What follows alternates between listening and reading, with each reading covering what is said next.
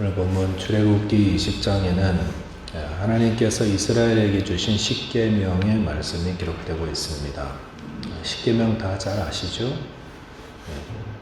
그런데 1계명이 뭐죠? 물어보면 많은 분들이 모르십니다. 잘 아는데 잘 모르는 게 바로 십계명이다라는 말입니다.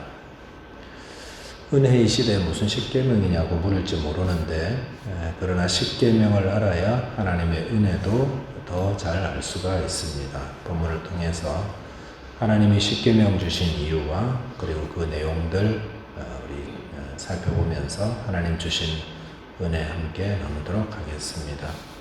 첫째로 묵상할 내용은 십계명은 하나님이 우리를 사랑하셔서 주신 것이다 라는 겁니다.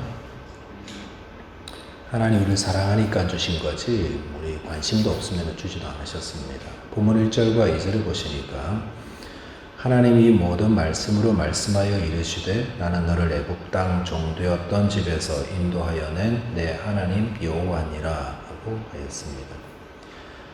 하나님께서 이스라엘 백성들에게 십계명 주시면서 자기 자신을 어떻게 소개하는지 볼 필요가 있습니다. 하나님께서 이스라엘 백성들에게 그들을 애굽 땅 종되었던 집에서 인도하여 낸 내 하나님 여호와가 지금 이 십계명 준다 이렇게 지금 말씀하는 것입니다. 어떻게 자신을 소개했습니까? 천지를 다스리는 전능한 하나님이 이거 지금 주는 거다 이렇게 말씀하지 않으십니다. 높고 높은 데 계신 그분이 너희에게 지금 십계명 주는 거다 이렇게 말씀하지 않으시고 그들을 종되었던 곳에서 이끌어내어서 지금 자유를 주신 그분께서 지금 너희에게 십계명 주는 거다 이렇게 말하는 겁니다.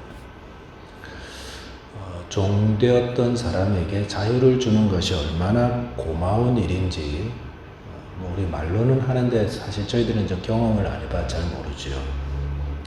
간접적으로 어떻게 하냐면은 미국 노예시장에서 노예였던 사람이 자유를 얻는 그 과정 이런 거 이제 영화나 스토리 보면은 저런 건가 보다 이렇게 하는 거 정도로 우리는 알고 있습니다. 노예시장에서 온 가족이 다 뿔뿔이 이제 팔려가는 그런 한 소녀 이야기를 본 적이 있는데, 엄마도 저쪽 집 팔려가고, 형도 팔려가고, 저 집 팔려가고, 이제 자기만 남았는데, 이 소녀를 누군가 이렇게 샀습니다. 이 소녀도 팔려갔습니다. 그런데 그 자기를 산 사람이 이 소녀를 곧바로 자유의 신분으로 풀어주더라는 겁니다. 미국에 이제 그 노예시장 할 때 이제 그런 좋은 분들도 가끔 있었던 것 같습니다. 그래서 이 자유를 얻은 소녀가 내가 언젠가는 저분에게 이 은혜를 꼭 갚겠다라고 생각하면서 오랜 시간 후에 정말 찾아와서 감사하고 또 그때 지불한 돈을 갚는 뭐 그런 훈훈한 이야기도 들은 적이 있습니다. 종되었던 사람에게 자유를 주신 분은 정말 은인 중에 은인입니다. 그런데 이렇게 한번 생각해 볼 수 있죠. 그 사람이 자유를 주면서 이렇게 말했어요. 주일이면은 교회에 가십시오. 또 학교에 가서 공부를 하십시오. 그래서 기술을 배우십시오. 절대로 나쁜 일은 하지 마십시오. 가족을 사랑하십시오. 이런 말을 했다고 한다면 그런 말이 어떻게 들리겠습니까?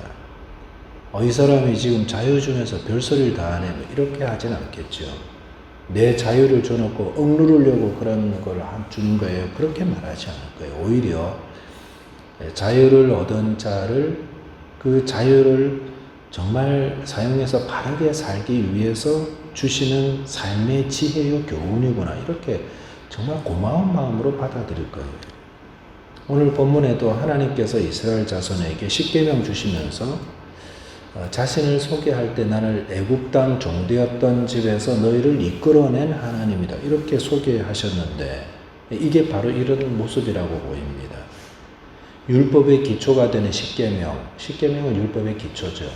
거기에다 뼈대에다 살 붙인 게 이제 전체 율법인데.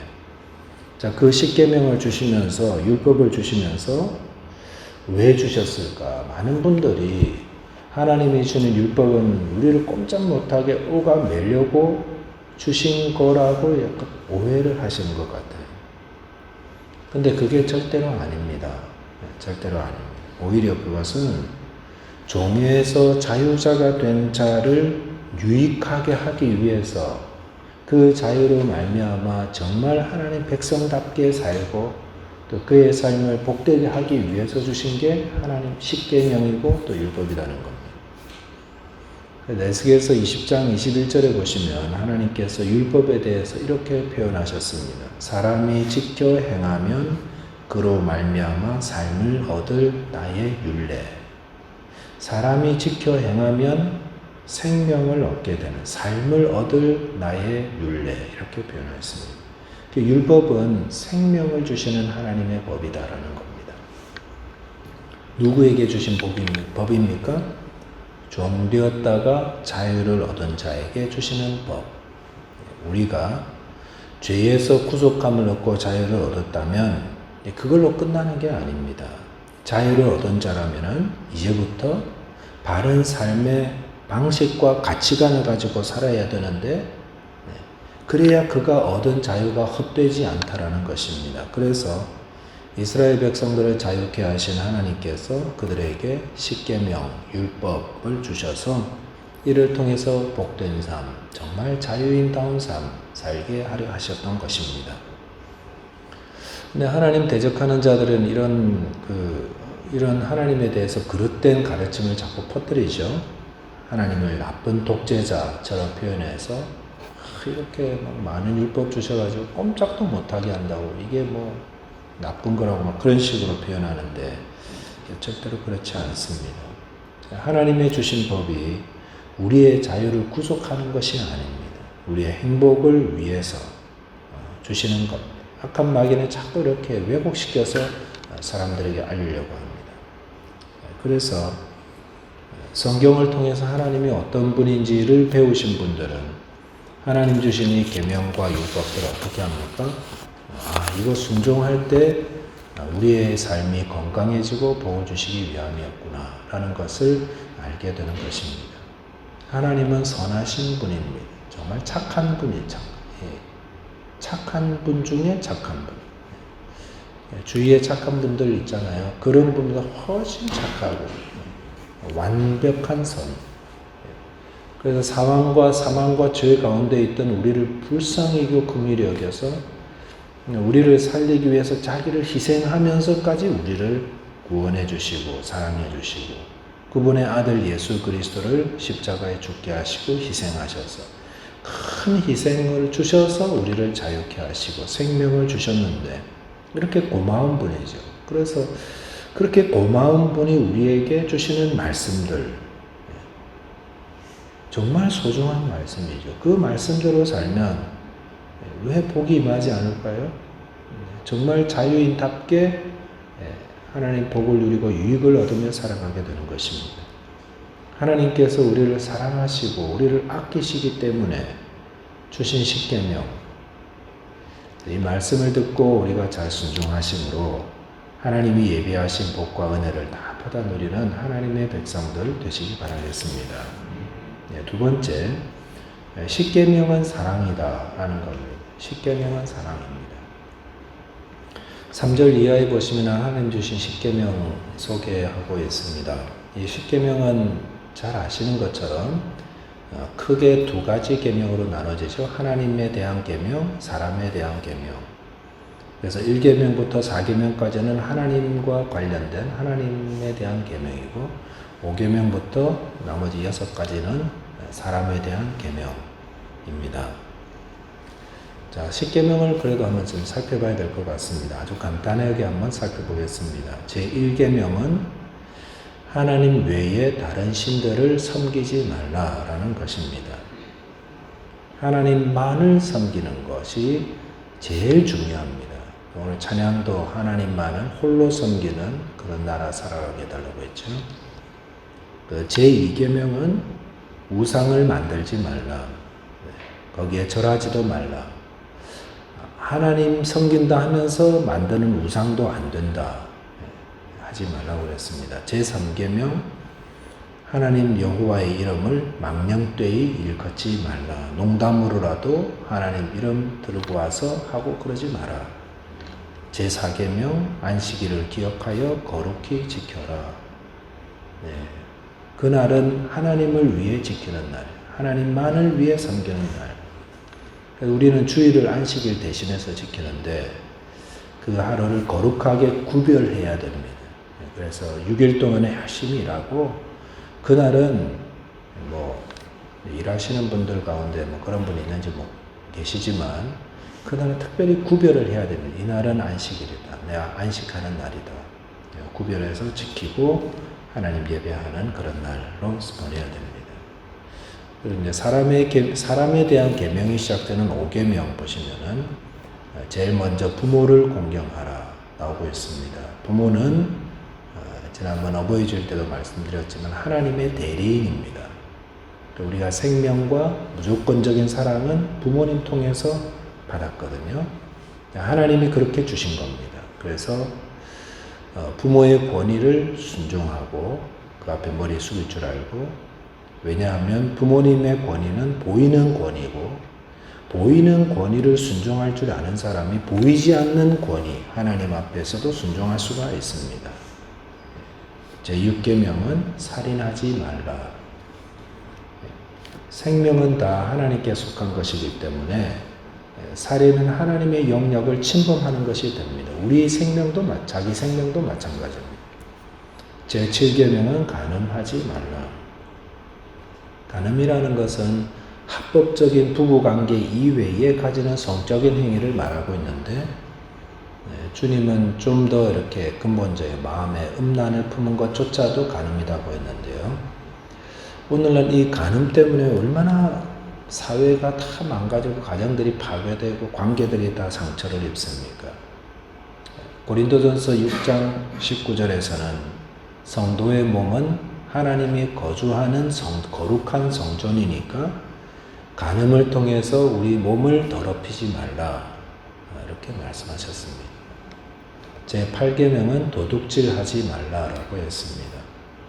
도둑질은 이웃의 것을 침범하는 것인데 우리가 함께 살아가는 이 세상에서 이웃의 것을 침범하면 바르게 살 수가 없습니다. 제9계명은 이웃에게 거짓 증거하지 말라, 거짓말하지 말라는 겁니다. 거짓말하는 거, 사실은 이건데 아니라고 다르게 말하는 거, 빛 대신 하나님의 성품과 절대로 어울리지 못합니다. 어긋나는 겁니다. 거짓말 자꾸 하시는 분들은 성령이 근심하세요. 성도는 거짓말해서는 안 됩니다.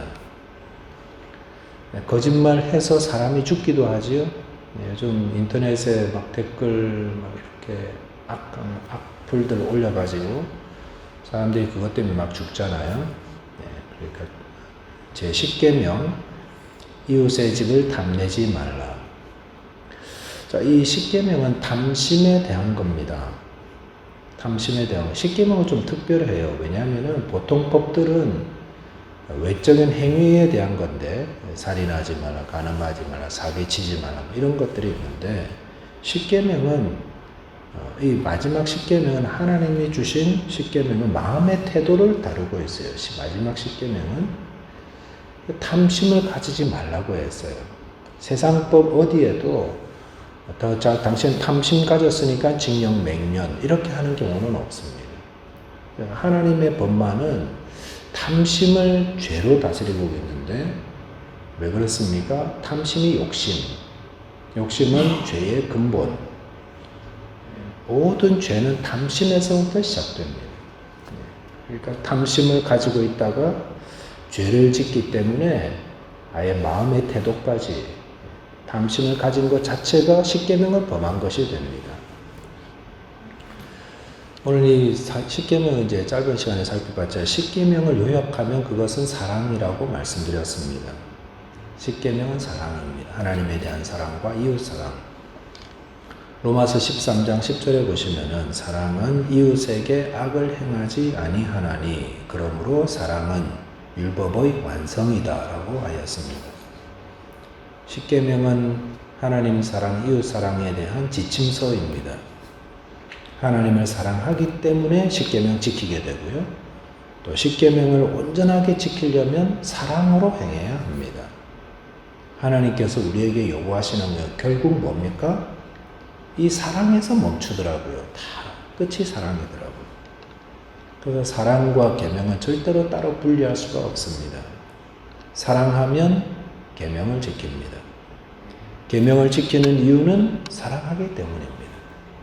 저와 여러분께서 하나님을 사랑하고 이웃을 사랑하심으로 또 우리에게 주신 십계명 잘 지켜서 주님 주신 귀한 복을 다 누리며 유익을 얻게 되시길 바라겠습니다.